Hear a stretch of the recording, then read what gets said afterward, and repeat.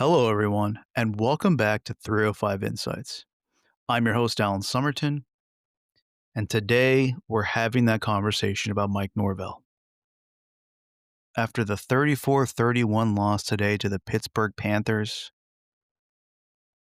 this program, as defined by many coming into this game, both insiders and outsiders, this was the crossroads of where this program could be headed. And based off the results of this game, it's clear Mike Norvell is not the man to lead Florida State. Ever since he stepped foot on campus, he's been preaching about the climb. It's about how you respond to adversity and grow not just as a player, but as a person as well. But no one ever thought, what happens when you reach the mountaintop and there's nothing there? There's no reward, no recognition. How do you respond to that when you think that you've reached the pinnacle and there's nothing to show for it? That's what happened under this program with Mike Norvell at the helm. You go 13-0. You get snubbed. You're the first undefeated Power 5 at the time. Now it's Power 4 conferences, but you're the first undefeated Power 5 champion to miss out on the college football playoffs. How does the team respond?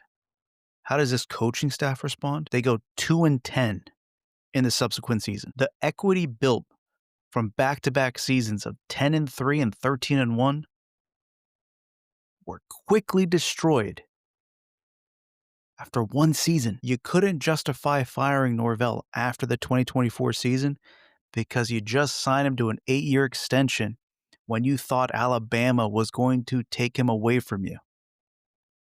After Nick Saban retired, and he was one of the hottest coaches in the country because he just led you to the undefeated season. You secured what you thought was your future and you went all in on him. And now if you try and fire him, after that year, you owed him $68, $70 million. So you let him clean house and you let him bring in Gus Malzahn as the offensive coordinator and Tony White as the defensive coordinator. And again, coming into the season, I've said on this pod that I think the Malzahn and White hires were good hires. Is there a hard ceiling with a Gus Malzahn offense? Yes. It is primarily a run-based offense with very basic concepts for passing. You know with Gus that you're going to be running the ball 40 times a game, and if you're passing the ball over 25 times a game, you're in trouble. You're going to run, and then hope for that one big play over the top, and then you continue running if that play doesn't get a touchdown. Tony White was brought in to do the 3-3-5 defense because you don't have the bodies up front to run a 4-3 defense or a 4-2-5 defense that was being run under Adam Fuller. And how do you get to that point? Mike Norvell has ignored one of the most important aspects in being a college football head coach, and that is talent acquisition at the high school level. When he came along, FSU, things have drastically changed in college football since Norvell has been hired as the head coach. There's no denying that. FSU was one of those first movers when it came to the transfer portal. They exploited that inefficiency in the market, but now everybody's caught up. Everybody's retaining talent. They're making sure that's their priority, to make sure that high-level talent doesn't leave their program. And if somehow it does, there are plenty of other programs now who have the NIL funding, who have the wherewithal to recruit those players hard to make sure they transfer to their school and not to a school like FSU. You talked about changing the culture this season. You talked about rewarding the players who show you something in practice rather than focusing on the guys who are making more in NIL or their star ratings from their recruiting classes. You thought that made a difference based off of game 1 because you beat Bama at home. It gave so much more optimism for this season. Although you did see some cracks in that game, the inability to stop the run on the first drive, Ty Simpson being in his first career start away, being just a half second late on a lot of reads and throws, and FSU taking advantage of that. But it's clear as the year goes on what that game was. It was a game where you didn't have any film on a Gus Malzahn offense with Florida State's players. You didn't have any film of Tony White with Florida State's players on defense. And again, this isn't an indictment on Malzahn or White. Malzahn is a successful coach. Tony White was successful at Syracuse and Nebraska before he came here. They're not the problem. The problem starts at the top with Norvell. Again, you start off the season 3-0. The fans are excited. You're starting to build equity again. And after 3 weeks, it's all gone again. You lose to Virginia. You lose to UM. And now you lose to Pitt. When Norvell loses, he loses in bunches. Coming from a guy who's always talking about how you respond, his teams have consistently not been able to respond. His teams at FSU progressively get worse as the season goes on. And the seasons that they didn't, complete outliers. That 13-0 undefeated regular season, complete outlier. That 10-3 season, if you really want to dig deep into it, you faced a lot of backups on that run after you had that 3-game losing streak against the teams that had their starting quarterbacks. FSU is 0-3 in ACC play, and they've lost 8 straight games in this conference, including 4 straight at home. Their last ACC win, and this is an incredible statistic considering what type of program FSU has been over the last 40 years, 50 years. Their last ACC win was 385 days ago against Cal on 9/21/2024. 46 schools across the country have more wins versus ACC opponents than FSU since that time frame. Now, again, if we read off Norvell's resume, yes, it includes that undefeated season. It includes an ACC championship. It should include a college football playoff berth, but it doesn't. You know what else it includes? It includes FSU's first loss to an FCS school in program history. It includes FSU's first loss to Duke in program history. It includes FSU's worst bowl game loss. That's 63-3 Orange Bowl game against Georgia. That is their worst bowl game loss in program history. And for context, this current streak of 8 straight conference losses, FSU joined the ACC in 1992. And it took Bobby Bowden 14 years to reach 10 conference losses. That 2-10 season that we've spoken about was the worst season since 1973 and 74. But ever since Bobby Bowden has been in charge, this team has never seen a season like that. Even the end of Jimbo, or those Willie Taggart years, were never as bad as 2-10. And that 2-10 team had talent. Yeah, DJ Ungule was not good at quarterback. Yeah, you didn't have any wide receivers. Your O-line was atrocious. But talent-wise, you did have people on that team who were good. Nick Saban saw that defensive line and said it was the best defensive line in the country. They could not stop people on defense. They could not generate offense. Hence 2-10. The standard has been lost. Again, we talk about the last season of Jimbo Fisher, where they lost DeAndre Francois at the beginning of the year to Alabama. James Blackman, a true freshman, had to start. Almost 2 years of Willie Taggart, where you quickly realized he was not the man for the job. And now you're in year 6. Year 6 of Mike Norvell's tenure. And it's starting to become crystal clear. You've seen the cracks. You've tried to approach this as a glass half full thing. The glass is shattered. There's no juice. There's no liquid of any kind in that glass. There's nothing there. Kids are forgetting what this program used to be. We're starting to approach Nebraska territory. We always talk about this on this program. You're just one stretch away from being Nebraska. You've had 2 straight coaching hires that will not work out. Where do you go from here? FSU is one of the newest blue bloods in college football, but they haven't looked like it in quite some time. And as the attention span of these recruits gets shorter and shorter, we're starting to see that there's only a few consistent programs. Talking about Ohio State, Alabama, Georgia. Oregon's been pretty consistent as well. There's a few teams that consistently go out there and win 10 games.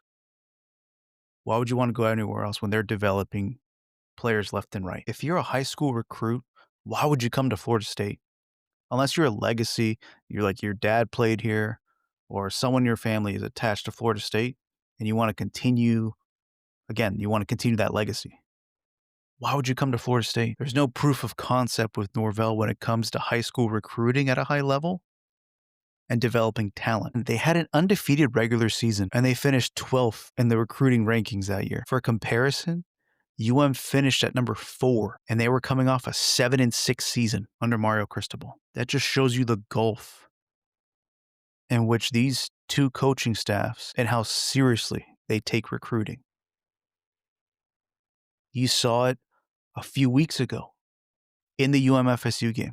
That was a culmination of Mario Cristobal and company out-recruiting you on a consistent basis over the past few years. And again, where's the proof of concept for these high school kids?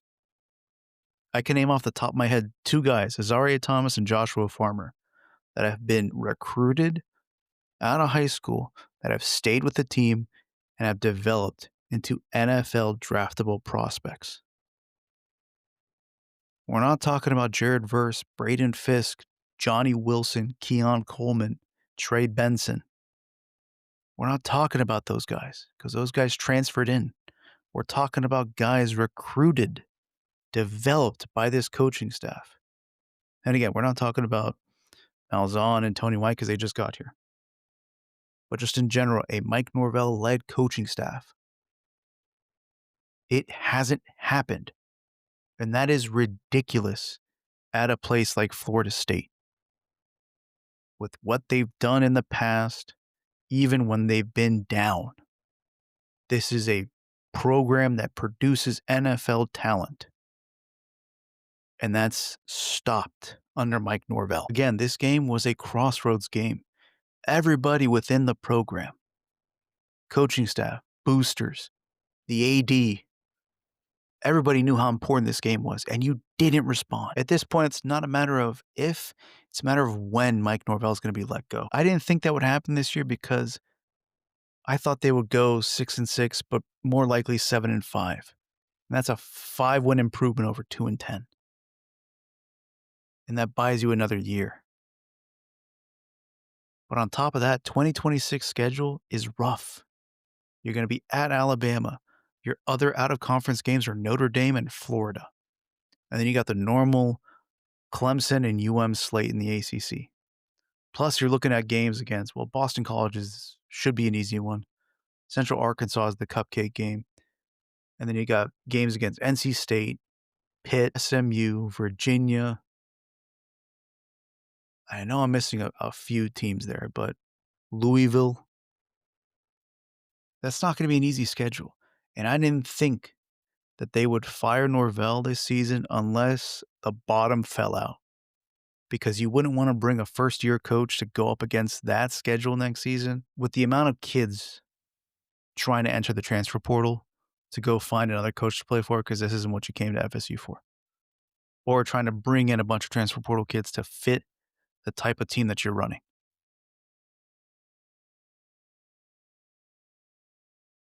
But again, the standard is the standard. Norvell has done what he can to try and get the program back to where it should be. He's done a reset, reboot, whatever you want to call it. But it's clear that something is just permeating through this program under Mike Norvell that is just causing it to be something mediocre at best. And that's not FSU. This is where the athletic director, the Board of Trustees are running into a hard decision. The reason why Willie Taggart was let go less than 2 years into his tenure is because of fan apathy. And you're starting to see that now under Norvell. The Bama game was filled up to the brim at the newly renovated Doak Campbell Stadium, and everybody enjoyed it. The commentators were saying how loud it was despite the reduction of seats in that stadium. Everybody came to support the team against the cupcake games, against Kent State and East Texas A&M. You have a top 10 ranking, and you go out and you lose to Virginia in your first test away from Doak Campbell. Road game on a Friday night, and you come back and you face UM, and yeah, you showed fight, but you were dominated for 3 quarters. And then you come out against Pitt knowing it's a must-win game. And it's crazy to say this, but everybody was saying this was the most important game of Norvell's career, which he seems to have a lot of those at FSU, and not in a good way. And you come out and you lose this game. I get it. You didn't have Randy Pittman at tight end. You didn't have your starting right tackle. You didn't have Squirrel White. You gotta find a way to win. You lose Deuce Robinson for the second half. And it's clear that Malzahn did not trust this core group of wide receivers that were still out there. He had a miracle throw to Landon Thomas, the young tight end, the talented tight end, to make it 21-14. Mekhi Danzy had a good game, but Malzahn does not trust the kids that Norvell has recruited. That's why they ran the ball a bunch of times in a row. And they didn't start throwing until the game was out of hand. That's not on Malzahn. I'm not saying Malzahn called a great game, but he's handcuffed by the talent that Norvell has brought in over these past few years. Do you keep Mike for one more year? When you start crunching the numbers with the fan apathy, does the school realize we're running into the Taggart situation again, where people aren't interested in the product on the field? And let's make something clear. Make no mistake about it. This isn't for a lack of resources. FSU has built a football-only facility. They have renovated Doak Campbell Stadium. They have made sure to be competitive in NIL funding. They had to get a brand new team in here after 2024's atrocious season. And before 2024 started, you brought in a lot of people to try and make up for the snub. It's been 2 straight years of no ROI, no return on investment. Are you going to eat the roughly $60 million to fire Norvell? And that doesn't include the other millions that you're going to have to do to clear out the other coaching staff members because the new guy's going to want to bring in his own guys? That's the decision that FSU's facing right now. Can FSU make the tough choice? Or has the standard been lost in the past? That's the storyline moving forward for this team. And how long can this fan base stay engaged with this product? It's a fascinating time, folks. Because again, the reason why this is important is not just because of Mike Norvell's job and if he's going to keep it or not. The ACC is not going to be a viable conference in a few years because the buyout to leave the conference is going to go down significantly. And everybody, all the high-end teams in the ACC are looking to join the Big Ten or the SEC. It's more than likely, with the moves that FSU has been making over the past few years, that they're expecting a Big Ten invite. It's a match made in heaven. The Big Ten can finally expand to all parts of the United States, and FSU can join a conference that actually cares about making revenue on the football side. I'm not sure if the SEC invite's going to happen, if the Big Ten one falls through, or if they're just not interested anymore because you're not a viable brand after so many years of mediocrity. The only thing that's going to save you is the fact that you're a Southern school, but I don't think the SEC is going to go. I think SEC's main focus is going to be North Carolina. Not because that they're impressive right now on the football side, because of the brand. You got the basketball. You got the Jordan brand. If you get a competent head coach in there, North Carolina can be a solid team. That's why this is a crossroads, because you need to make sure the brand is viable to get that invite from the Big Ten. Is that still going to be the case, or is UM going to be more of a viable candidate? Like I said, you've seen the moves that FSU's make. They're investing into the program with the football-only facilities, with the renovations. The school itself has made a deal with the Tallahassee Hospital to tie it into FSU, which is one of the requirements technically of being in the Big Ten. It's a weird, I can't remember the exact name of the requirement, but there are certain requirements that you're seeing FSU move to fill to make sure that they're a viable option for the Big Ten, not just because of their sports aspects, because the Big Ten also cares about the educational side as well. That's why this game is so important coming into it. That's why the future of this program is so important. That's why I have to make the tough choice. You need to make sure that the standard is not lost. So we'll see how they make that decision this season. That's it for today's episode, folks. You know the drill when we get to the end. You can find us on YouTube, 305 Insights. Subscribe to the channel, turn notifications on, like the videos, throw a comment in there for some feedback for us. You can find us on Apple Podcasts. Subscribe there, rate us 5 stars. And you can find us on Spotify as well. Coming up this week, we'll probably be doing the same recordings with Eric, figuring out what our picks of the weeks were for the previous week in terms of how we did with the gambling, and also what we have our eyes on in the coming week and what's caught our eye over the past few weeks since we haven't recorded. That being said, thanks for listening, folks. Thanks for stopping by, and we'll catch you next time here on 305 Insights. Have a good one, folks.